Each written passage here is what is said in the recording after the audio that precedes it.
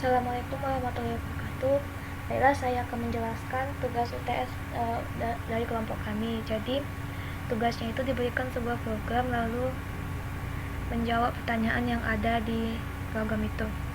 Jadi, program yang diberi itu akan menghasilkan output seperti ini. Nah, apabila kita klik tombol W, dia ke atas, S ke bawah, A ke kiri, dan D ke kanan. Nah, baiklah, untuk pertanyaannya, yang pertama, tentukan berapa kecepatan maksimum objek dan jelaskan bagaimana cara agar objek mencapai kecepatan tersebut. Lalu ubah kedua variabel di bawah ini sehingga kecepatan maksimum objek adalah 4 kali kecepatan yang sekarang. Oke, jadi untuk soal ini kita lihat rumus untuk menentukan kecepatannya di bawah. Nah, di sini kecepatannya untuk menentukan kecepatannya, dia tuh variable object speed x atau z dikalikan dengan delta time. Nah, lalu delta time itu diambil dari current frame time dikurangi last frame time dibagi 1000. Jadi untuk menghitung kecepatan maksimumnya, kita lihat dulu ini ya current frame time-nya.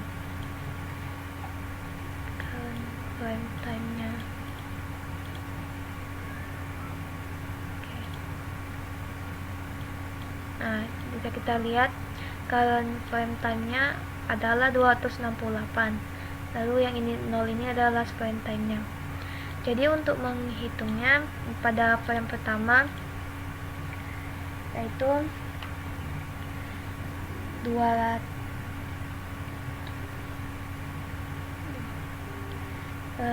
Pertama kita hitung cara menghitung kecepatannya itu dengan object speed x dikali delta time. Lalu object speed x nya lalu untuk mencari delta time-nya yaitu current frame time dikurangi last frame time. Lalu current frame-nya ada 268 dikurangi 0 sama dengan 268. Lalu 268 ini kita bagikan 1000 sama dengan 0,268. Lalu kecepatan pada saat frame itu yang pertama yaitu 0,268 dikalikan dengan 12. Jadi hasilnya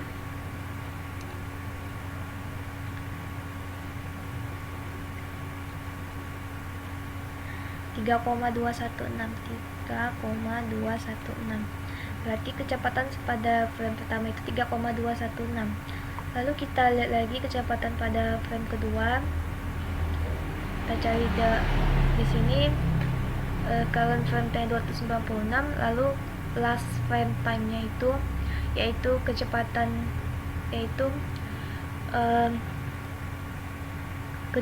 yang awal-awal tadi adalah 268. Berarti delta time-nya 296 dikurangi 268 dibagi 1000. Berarti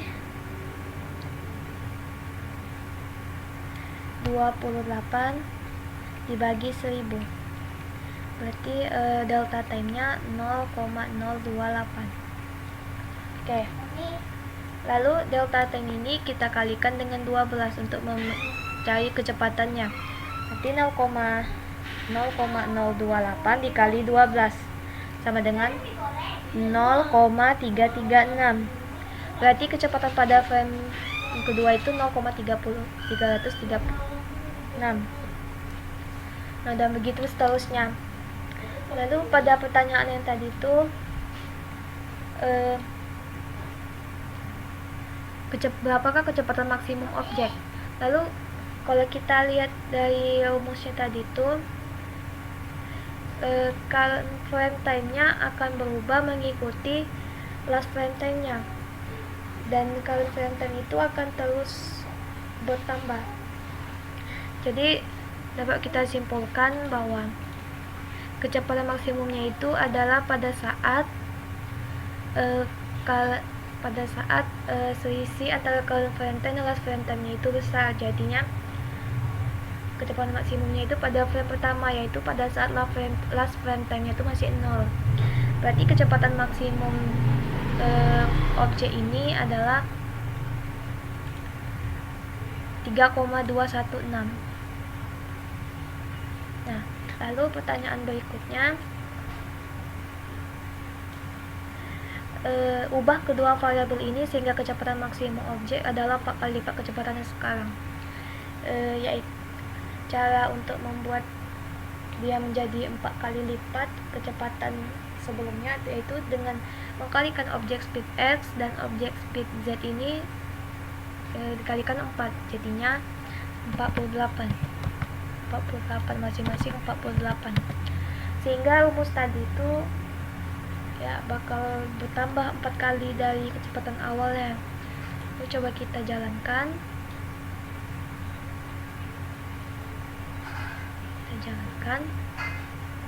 Nah, dia kecepatannya bertambah menjadi 4 kali lipat yang tadi. Dia bakal makin cepat. Oke. Lalu kita lanjut ke pertanyaan berikutnya. Apa peran dari variabel objek move x dan objek move z? Bagaimana variabel ini mempengaruhi gerakan objek pada saat pengembaraan? Jadi di awal-awal sini objek move x dan z ini dideklarasikan jadi 0. Jadi apa gunanya variabel ini? Jika kita lihat dari rumus di bawah, yang tadi kecepatan tadi, dia itu objek speed x itu dikalikan dengan objek move x dan delta time. Nah, jadi dua variabel ini fungsi kita lihat dari sini.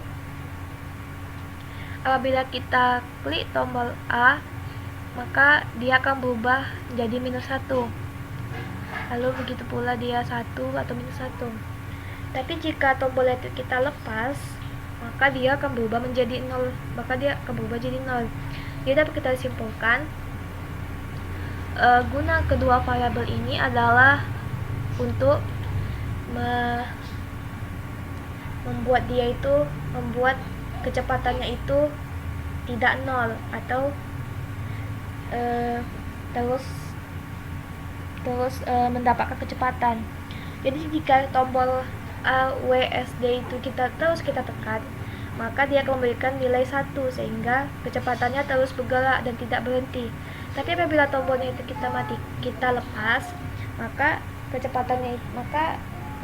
kedua variabel ini akan menjadi 0, sehingga kecepatannya apabila dikalikan 0 maka tetap 0, sehingga objek akan berhenti karena kecepatannya jadi 0. Oke, lanjut ke pertanyaan selanjutnya.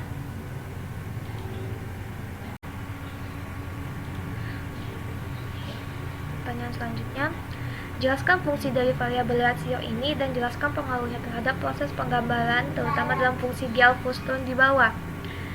Jadi, variabel rasio dideklarasikan menjadi W dikali 1 per H. Width, lebar dikali 1 dibagi dengan tinggi. Nah, jadi variabel rasio ini nanti dipakai di Gauss-Fulton di bawah. Yang ini. Itu batas X-nya dikalikan dengan rasio, dan batas ujung X yang satu lagi nya itu dikalikan dengan rasio juga. Jadi gunanya untuk memberikan rasio pada layar, sehingga dia ketika kita resize, maka rasionya akan tetap dan tidak berubah. Kita lihat garis-garisnya tidak berubah panjangnya. Misalnya kita taruh dia ke samping, apabila kita resize, maka itu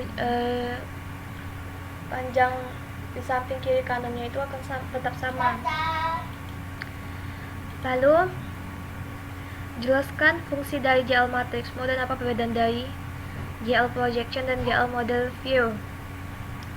Jadi matrix mode ini dia itu memberikan gambaran matriks. Jadi gambar yang tadi kita buat, gambar yang dibuat untuk membuat gridnya atau untuk membuat objek kubus tadi, balok tadi, dia itu ada di model koordinat. Lalu apabila model koordinat ini dikalikan dengan model matriks, maka dia akan menjadi world koordinat. Lalu apabila world koordinat tadi itu dikalikan ke view matrix, maka dia jadi view koordinat.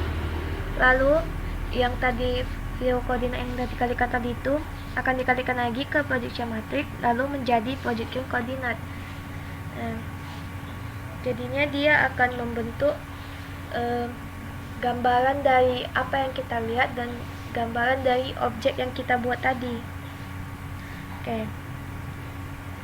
Jadi bisa kita bilang model view itu dia tuh mengatur apa yang perpindahan dari objek itu berdasarkan apa yang kita lihat.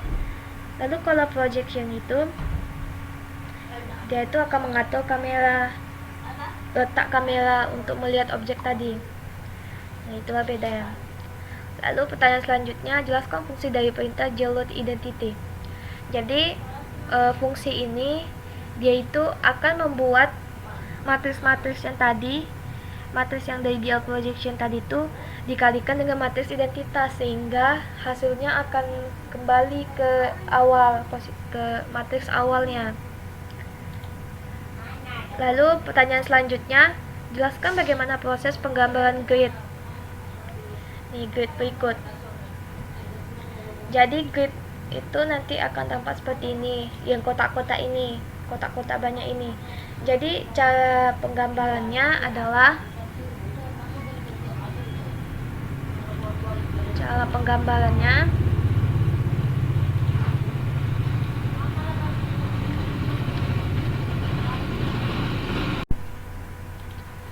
penggambaran dari gridnya itu kita lihat yang pertama, yaitu dia tuh ada dua, untuk menggambar garis vertikal dan untuk menggambar garis horizontal. Lalu yang ini untuk menggambar garis horizontalnya, pertama kita tentukan dulu, kita buat dia berbentuk perulangan. Untuk I sama dengan grid X start, dimana I itu lebih kecil sama dengan grid X size dibagi 2, dan itu sama dengan I ditambah grid delta. Jadi di sini artinya kalau kita lihat I sama dengan grid X start, jika kita lihat di bawah grid X start itu ini -1 dikali grid X size dibagi 2. Jadinya hasil dari grid X startnya itu sama dengan -1 dikali grid X size. Grid X size nya di sini tadi ada 96, berarti -1 dikali 96 dibagi 2, berarti sama dengan -48. Berarti grid X startnya sama dengan -48.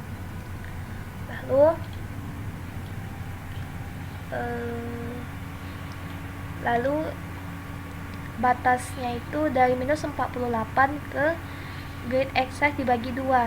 Jadi 96 itu dibagi 2, berarti batasnya itu dari -48 ke 48, dimana I itu akan terus ditambah dengan 4.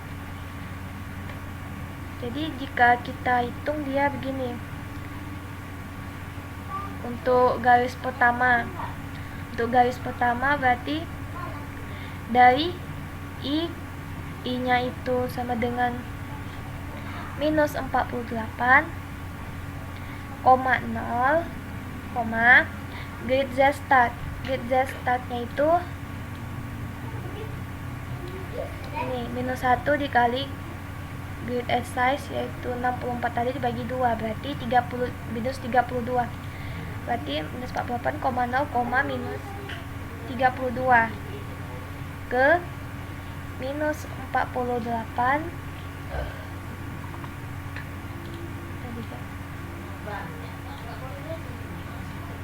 minus 48,0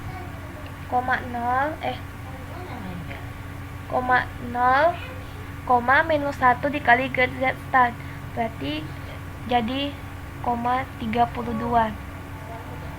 Ini adalah garis pertama. Lalu untuk garis keduanya minus 48,0,32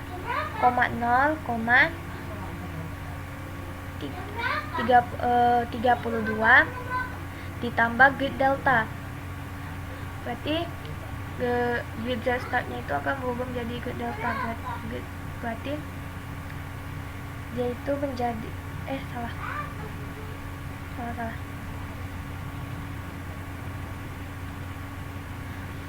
I-nya itu akan terus ditambahi dengan grid delta, dimana grid delta ini nilainya ada 4. Berarti I sama dengan minus 48 ditambah 4 sama dengan minus 44,0, minus 32. Lalu ininya minus 44,0, minus dikali grid delta jadi 32. Berarti ini adalah garis kedua dan sampai seterusnya sampai nilai I ini menjadi ke 48. Berarti jika dihitung 48 bagi 4 tambah 1, 48 dibagi 4 12 tambah 12 sama dengan 12. Karena dia minus, dari minus tuh positif lagi, dia dapat 12 lagi tambah 1 karena dia ada nilainya sama dengan 25. Berarti untuk garis horizontal vertikalnya ada 25 garis. Jadi kalau di garis bilangannya itu nanti bakal seperti ini. Ke kiri ke kanan ini adalah X, ke atas ke bawahnya Z. Berarti minus Z, ini minus X. Berarti di sini 40. Di sini 48, di sini minus 48, di sini 32, di sini minus 32.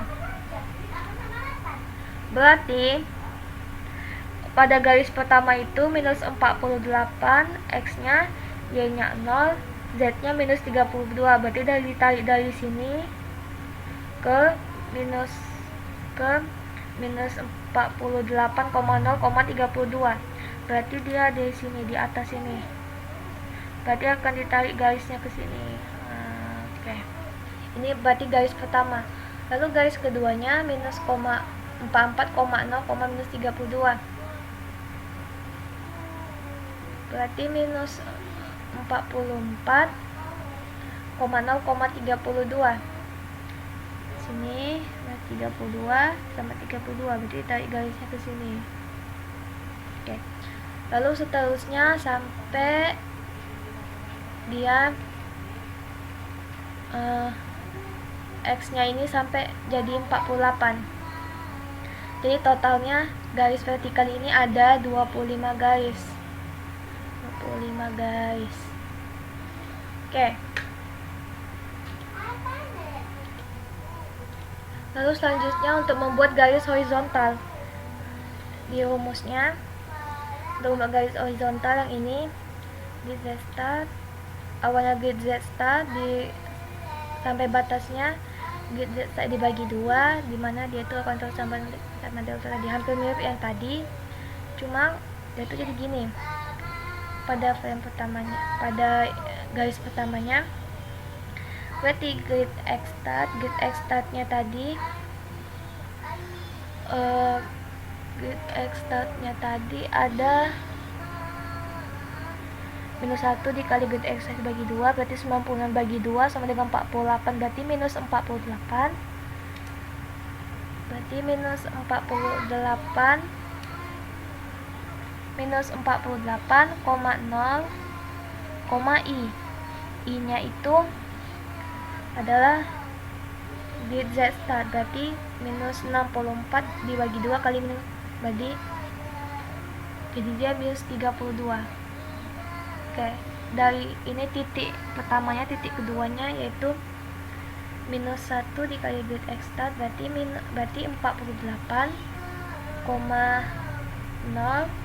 minus 32. Oke, kemudian untuk garis keduanya minus 48,0, I nya ini karena ditambah grid delta, jadi minus 32 ditambah 4 minus 28. Lalu titik kedua dari garis keduanya 48,0, minus 28. Oke, jika dilihat pada garis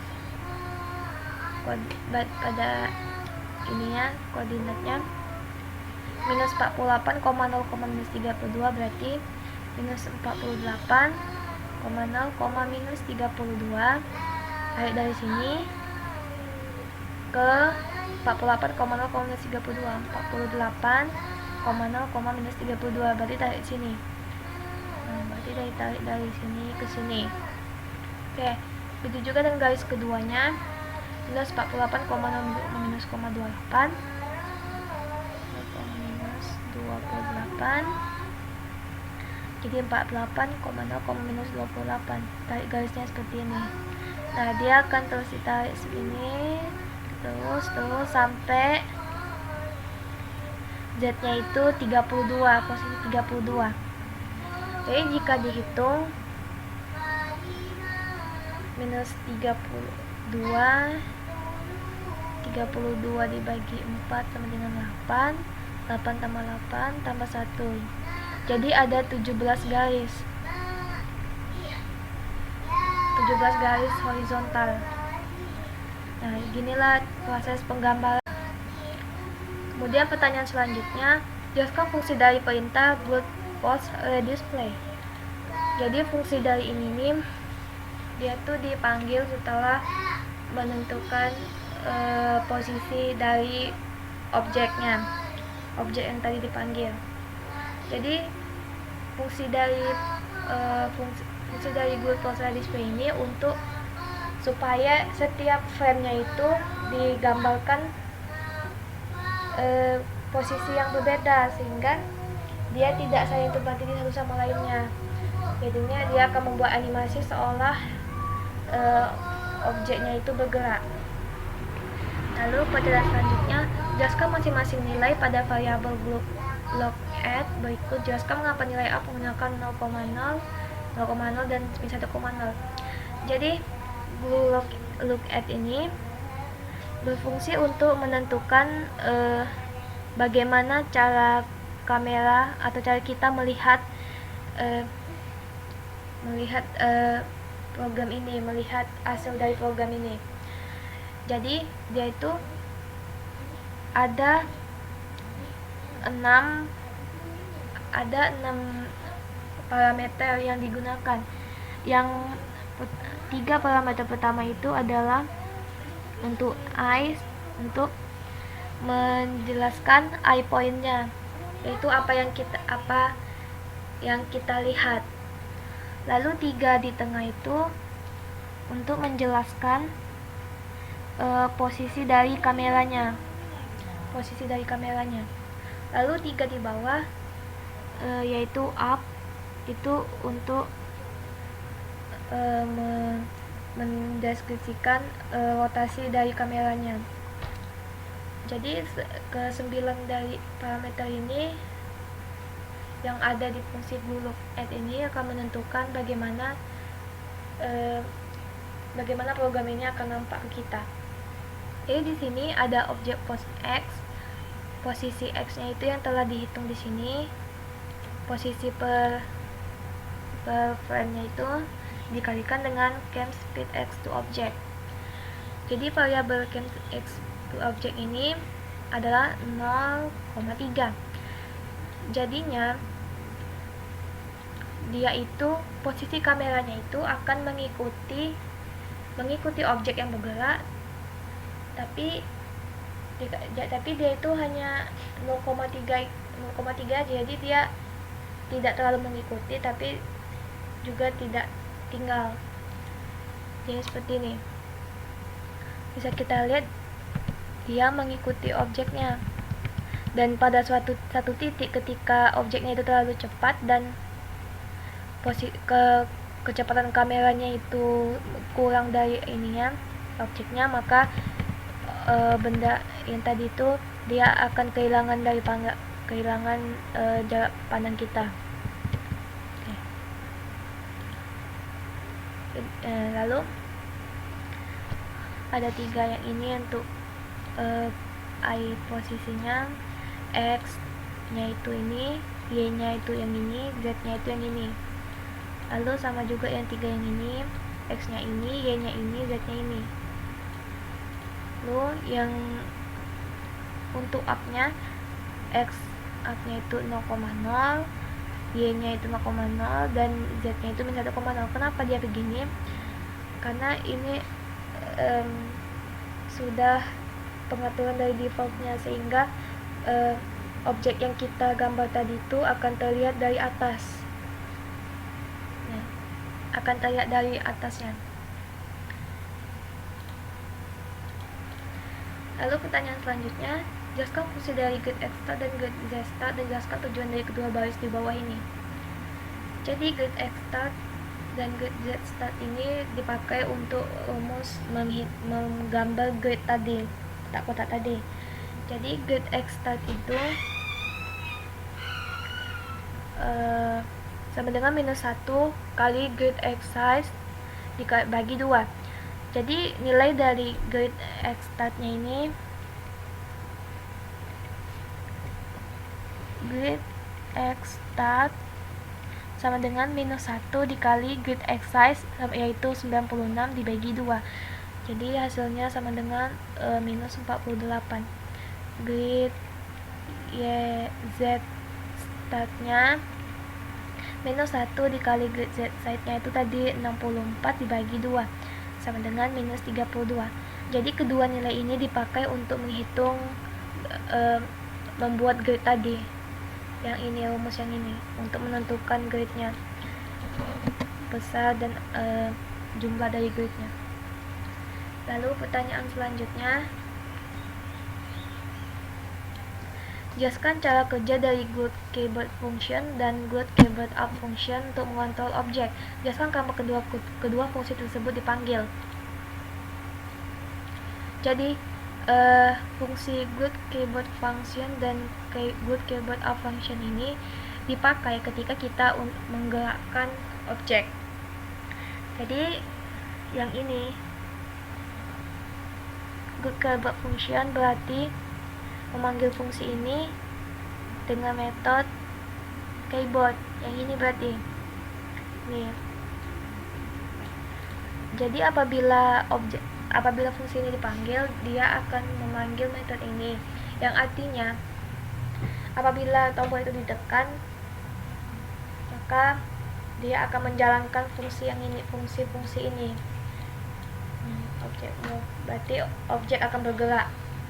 Lalu yang sebaliknya, good keyboard up function ini, apabila tombol tadi itu tidak kita tekan, maka dia akan menjalankan fungsi ini, keyboard up, dan akan menyalakan ini, baris-baris ini.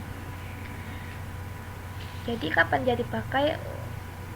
Ketika kita mengontrol objek untuk membuat dia bergerak atau membuat dia berhenti. Jadi kalau di program ini, untuk menggerakkannya kita cukup menekan tombol, dan untuk menghentikan objek kita akan melepas tombol tadi. Ya. Sekian yang dapat saya sampaikan untuk tugas UTS ini. Lebih dan kurang mohon dimaafkan. Wassalamualaikum warahmatullahi wabarakatuh.